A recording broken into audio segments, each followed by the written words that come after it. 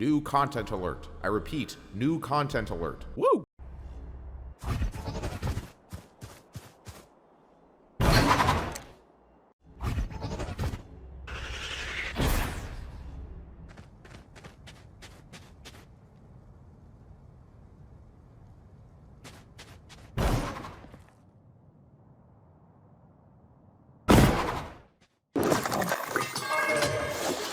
Jett's reign of terror is finally over. She has been reworked and ultimately nerfed. We have more skin leaks to talk about. Reaver 2.0, Battle Pass skins, potentially, sova changes. I'm urnotjustin, and I'm happy to see you guys today. Let's talk about and break down everything that we found out in the past 15 hours. On my channel, you guys know that we focus on skins primarily, so we will get to Jett later. First and foremost, let's talk about the new edition of Reaver 2 potentially coming to the game. So from the gun, to start this off, XTR, again, just some kind of insider secret hacker, again, is the source of these leaks for potentially new skins that are in the game. If you love Valorant or support my channel, I do implore you to go check out XTR's channel so that way you can see the leaks for yourself. Anyways, Reaver 2.0. Here's a picture of it. It's been on the screen for quite a while now at this point, I'm sure. Biggest question that we all have.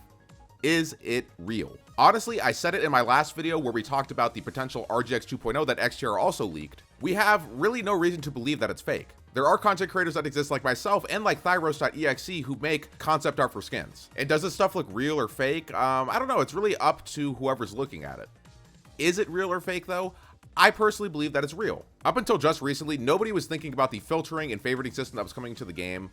And as well in XTR's video, he does talk about how the tournament mode can be seen in the video. So it's actually a relatively interesting thing to think about in terms of whether or not this is real. I personally do believe that it is real, and I think that judging based off of the fact that it is including the filtering system and favoriting system along with the tournament system, that this is totally a real and legitimate screenshot. Is this the final product that we're going to be seeing in the game? There is no telling just yet. Stuff is always subject to change, and this version build of the game, it totally seems like it's something that is different than what the actual game is going to entail to. Like, you can see stuff in the screenshot for the Reaver 2.0 here that's missing is like there's no variance for it, and you know, the screen does just kind of look a little bit wonky, and the render for the Reaver itself does not look up to par with how the renders in the actual game are. And this is not me saying that it looks bad, it's just me saying that it doesn't look finished. And to break that down further for you guys, when I make my thumbnails and I make concept art for skins that I think would be cool in the game, or just stuff that would look cool in general, in my opinion, I think that you can very much tell that it's fake, not actually in the game. And with this, like, I kind of get that same feeling for it, but again, just all the other factors surrounding it, I feel that this is genuinely real, and it's just not a finished product that's going to be in the game just yet. As well, I do not want to parrot too much of what XTR said in his video, but RGX 2.0 is definitely confirmed and definitely coming. Whether or not the image we saw in the last video was actually it or not, doesn't really matter at this point, but we do know that it's coming for sure. If we were getting Reaver 2.0 in the same act as RGX 2.0, that's kind of insane. Track record shows that Riot does like to give out really huge updates all within the same time span. And just my last little opinion on this, maybe we can all kind of infer that since the current act that we're on right now at the time of this video has been a little bit lackluster and has lacked a few updates, maybe this is their way of making up for it, and maybe some of the stuff that we're seeing in the upcoming act is stuff that we should have seen in this act, but it got delayed for whatever reason. But moving onwards, we're gonna look at something that I really haven't even looked at too much myself. It's this giant sword. What is this? Like, truly, what is this? I'm asking you guys, the viewers, what do you guys think that this is? And like, what sort of theme would you say that this is? I haven't pulled up on my other monitor and I'm getting a closer look at it now. And it kind of looks like something out of Gears of War, maybe. It looks like a chainsaw sword. It's actually kind of cool. Will people kind of like this when it comes out or not? You know, we'll always see when stuff hits the live servers, but it is a sword. Swords are kind of getting phased out a little bit. People are starting to like them less and less because we've gotten so much of them, but I'm excited for this nonetheless. And I do think it's going to be a great addition, especially if there's like effects and variants and stuff like that. I could totally see this being like motorized or like, you know, having some sort of effects, maybe like the protocol. I don't know. I guess we'll see. The reason I think we could maybe get some protocol effects is that you can see that the sword itself has all of these empty spaces that sort of look like they would connect. So maybe it'll be like protocol in the form of a sword. Maybe it won't be. Maybe it'll be some kind of motorized thing, or maybe I'm just entirely wrong altogether. Only time will tell. However, let's analyze some more things that are in this picture that we have on the screen right now. And I apologize if I'm talking too fast. I'm really excited. When I get excited, I talk fast. So I apologize for that. The name of this is Demonstone. I don't really think that's too important because on beta builds and stuff like that, none of this stuff keeps the same name, and then it gets shipped out according to what the collection name is actually supposed to be. Like the Reaver Vandal was called Soul Stealer 2, so I definitely think that's going to change. For this sword here, it might stay the same because in instances like the Tigress collection, the Tigress sword was actually called Who Else? So it could go either way. As well, down below on the scroll wheel for picking your skins, you can see that there's something called Deadless and Egypt. More leaks coming. That could literally be anything. Who knows what it actually will be?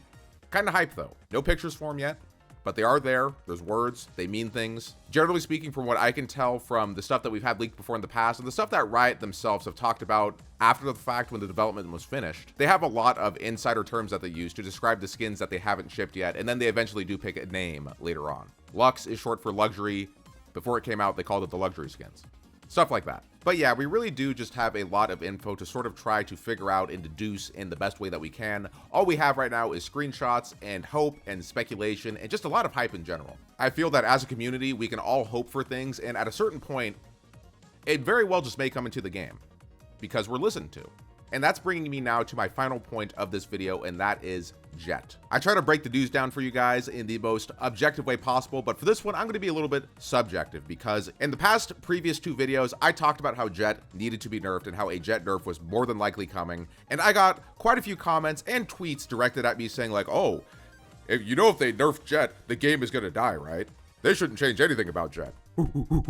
Let's break down the JETT nerf. To summarize what JETT's biggest issue was, her dash ability is absolutely broken. It is the best utility in this game. JETT has the highest pick rate in the entire game. She's an essential character in all high-ranking games, as well in professional play. Why is that the case? Why is JETT's dash that good? Because it is one singular button that you have to press that you can use to entry, to reposition, to escape. It was an instant out button without any sort of penalty whatsoever. That could not be predicted at any given point. That's the entire issue as a whole. That's it. I'm not a competitive player, I just really love the game. Playing against JETT is always the worst part of the entire game by a long shot. Many pros have went on record and said that JETT is the most powerful character in the game and needs to be changed just a little bit. Now, when I and other people say that JETT needs to be nerfed, we're not saying that dash needs to be removed. It is her entire utility, and when people think about nerfs, they think about stuff being removed. When I think about nerfs and when I think about buffs, I think that when you do either one of those things to a character in terms of balance, you change every single character in the game.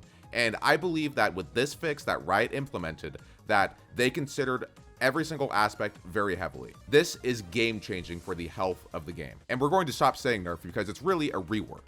Let's talk about it. To break it down for you now, JETT now has to activate her dash, and there's a short cooldown period before she can actually dash, and then at that point she has 12 seconds while having a visual cue to everybody who can see her where she can dash. It still recharges after you get 2 eliminations. She still very much has the ability to entry and to escape.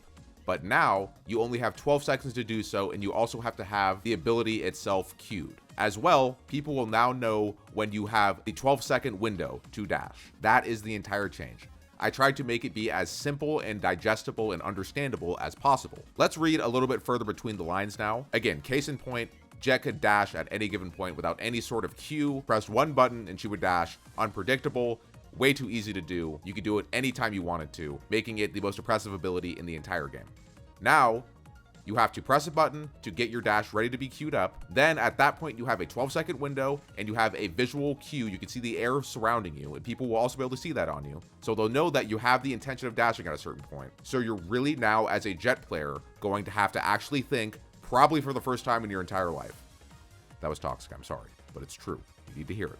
And bottom line for this is the big picture, the big message that you as a JETT main and all JETT mains to come need to know now is that you have to think when you're playing an agent on this game. There has to be some thought involved. No matter how minimal it is, there has to be thought involved when you're playing an agent on this game. And some closing thoughts, the developers did say that they are going to try to nerf Sova at a certain point, but they wanted to do JETT first because the game is all sort of revolving around JETT because of the way that she was. But now we need to focus on every other agent. Like I said earlier, when you nerf one agent, every other agent changes along with them. So we're going to see exactly how much more useful or less useful other agents become because of this. And off the get-go, I do believe that Chamber is now, as it stands, the most powerful character in the entire game. Chamber's teleportability is essentially just JETT's dash. The only reason I think that it's not considered as powerful, and in my opinion it's definitely not as powerful as JETT's dash, is because you at least have to put down beacons that other people can destroy, and at that point you're tethered to each beacon, so you know that the person will at least be nearby somewhere. That's the only saving grace for Chamber, and the fact that he's not entirely broken. Is teleport broken on Chamber? Yeah, it is, but the character itself is not too broken. Slows are pretty annoying, but they're manageable. And again, you can shoot the beacons and destroy them. When you're defending against a chamber, it is pretty easy to destroy his beacons because playing offensive chamber with those beacons can be a little bit tricky at times, but defense chamber and the beacons definitely are a big, super powerful utility to have. So it'll be interesting to see what changes, if any, come for chamber. Yes, Sova is definitely powerful. Sova is definitely even considered overpowered because of how great his utility is, but his utility was only so good because of characters like JETT existing. And you know, I'm not like the updates, balance changes guy. I'm just somebody who enjoys the game, and as somebody who enjoys the game, I think that a really good change for Chamber would be make him have to recharge his teleports the way that Jett's dash has to recharge. It should no longer be on a timer, and maybe have there be some kind of audio or visual cue for where at least one, not both, but just one of his beacons is. If it's easier to find one of his beacons to destroy it, it makes his teleport ability less oppressive. I'm not a developer. I don't know anything about the super competitive aspects of the game. I'm just somebody who enjoys it, but that's my 2 cents about it. But I would love to know what you guys think about the Reaver 2.0, about the new potential skins that are coming to the game, about the JETT changes, about potential Sova changes, and about Chamber as well. Leave your comments and thoughts down below, and like the video if you did enjoy it, and subscribe if you're new. But that's all I got for you guys today. As always, I'm Justin, and you're not. I love you guys, and I'll see you in the next one.